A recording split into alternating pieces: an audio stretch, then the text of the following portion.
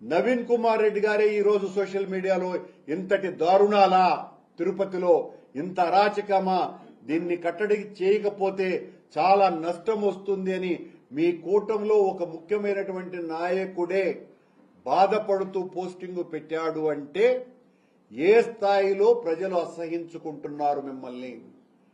ఈ రోజున మీ విచ్చలవిడి పైశాచిక వికృష్ట నాట్యం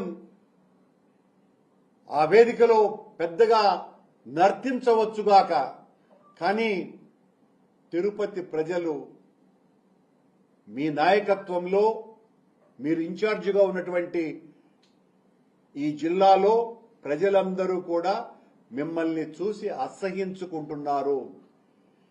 రేపు ఈ నీచపు పోకడలన్నీ చూసినటువంటి తిరుపతి ప్రజలు ఇప్పటికే చంద్రబాబు గారి పాలన మీద రాష్ట్రమంతా వ్యతిరేకంగా ఉన్నారు. ఇలాంటి గబ్బు చేష్టలు చేస్తే మరింత వ్యతిరేకం తెచ్చుకుంటారు. మీ పార్టీ నాయకులకే నష్టం. రేపు ఎన్నికలు జరిగినా కూడా నష్టపోయేది వీళ్లు స్థానిక నాయకులు. మీరు లోకేష్ దగ్గర మార్కులు కొట్టుకుంటారు, అన్నా సత్యన్న బ్రహ్మాండంగా చేశావని.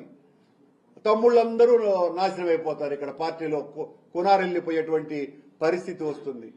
సత్యప్రసాద్, నువ్వు ఇలాంటి రాజకీయాలు చేస్తున్నప్పటికీ ఆంధ్రజ్యోతి పత్రిక నీవు ఎలాంటి వాడివి అన్నది నగ్నంగా రోడ్డులో నిలబెట్టింది నిన్ను. రేపు నీ నియోజకవర్గంలో పరిస్థితి కూడా అంతే. మావోడు ఏంది ఒట్టి పేకాటలకే పరిమితం అనుకున్నామే, మావాడు పేకాటలను మించి ఇంకా చాలా చాలా చేష్టలు ఉన్నాయి ఇతనికి అని ఆంధ్రజ్యోతి పత్రిక రాసింది. తిరుపతిలో కూడా ఇంత నీచపు రాజకీయాలకి తెరతీసినాడా అని మీ నియోజకవర్గంగా ప్రజలు కూడా మిమ్మల్ని అసహించుకుంటారు. ధైర్యంగా ఉండమని వైఎస్ఆర్ కాంగ్రెస్ పార్టీ కార్పొరేటర్లకందరికీ విజ్ఞప్తి చేస్తున్నాం. మేం పోరాటం చేస్తాం.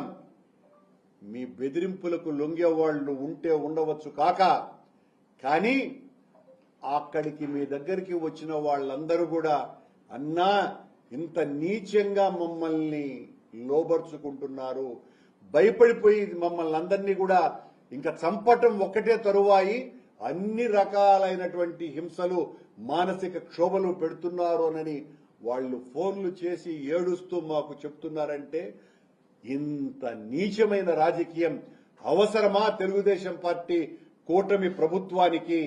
ఈ రాజకీయాలు చేయటానికా మీకు అధికారం ఇచ్చింది?